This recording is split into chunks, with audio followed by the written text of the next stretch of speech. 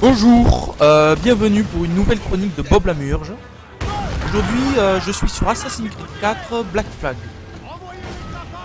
Alors, c'est un jeu qui pour moi est à la pointe techniquement parlant.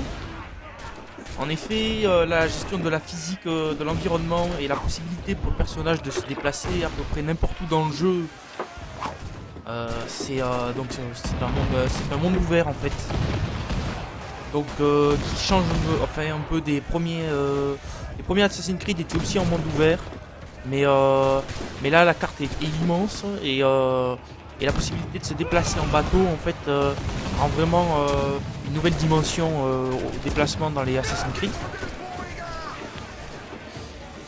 Donc il y a énormément de fonctionnalités dans ce jeu, à savoir des petites quêtes réparties dans la map.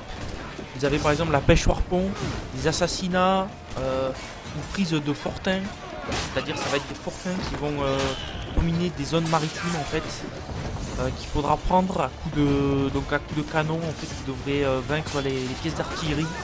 Puis du coup vous arriverez à vous approprier le fortin. Donc ça vous rendra en fait la tâche beaucoup plus facile quand vous voudrez farmer en fait en attaquant des bateaux, des convois anglais ou des convois espagnols pour collecter des ressources en fait. Parce que vous avez un aspect craft quand même qui est assez fort dans ce jeu. C'est-à-dire que vous allez pouvoir faire évoluer votre bateau, mais en collectant de nombreuses ressources et de l'argent. Et pour ça en fait vous allez devoir sillonner les mers et attaquer les navires. Partir encore à la recherche de trésors aussi en explorant des petits îlots où vous allez pouvoir trouver des maps qui vont vous indiquer l'emplacement de trésors secrets. Donc tous ces petits aspects en fait en font un jeu qui a une vaste durée de vie.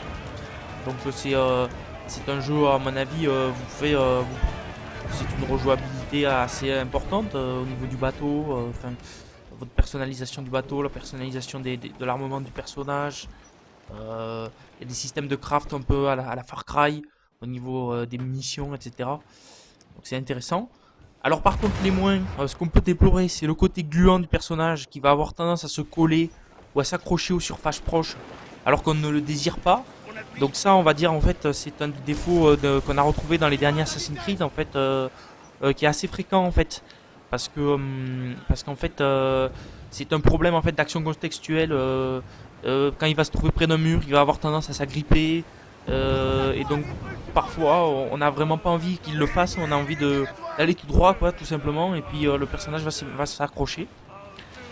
D'un autre côté on aura le problème inverse, c'est-à-dire qu'il rechignera à grimper, donc il va tomber d'une hauteur incroyable tout en y survivant. Donc ça c'est peut-être une preuve que les développeurs en fait ont conscience de ce point faible et ils ont pas sanctionné ça par une mort instantanée. Donc à mon avis ça devait souvent arriver dans les tests quoi. Un autre point faible aussi, vous allez avoir des quêtes en fait qui vont pas vraiment être différentes des autres opus, surtout dans la trame principale en fait. Il s'agira souvent de suivre un tel sans se faire opérer puis de l'assassiner chez lui ou sur son bateau. Donc ça a été très souvent vu en fait. Que ce soit même à partir du 2, hein, Assassin's Creed, c'est des quêtes qu'on trouve déjà au niveau du 2. Vraiment pas très. Malheureusement, ça a pas été pas beaucoup d'innovation. Les graphismes, ils sont quant à eux tout simplement somptueux. Donc bon, prévoyez un PC relativement puissant pour faire tourner. La reconstitution des villes, là, toujours impeccable. Une atmosphère vraiment très pirate des Caraïbes, très, très intéressante. Donc en bref, je dirais que ce jeu, c'est une véritable prouesse technique parce que il est toujours à la pointe au niveau de la physique, des graphismes, des animations. Mais par contre, c'est miné par un scénario un peu trop classique dans la série des Assassin's Creed, ainsi que des quêtes qui sont pas vraiment innovantes.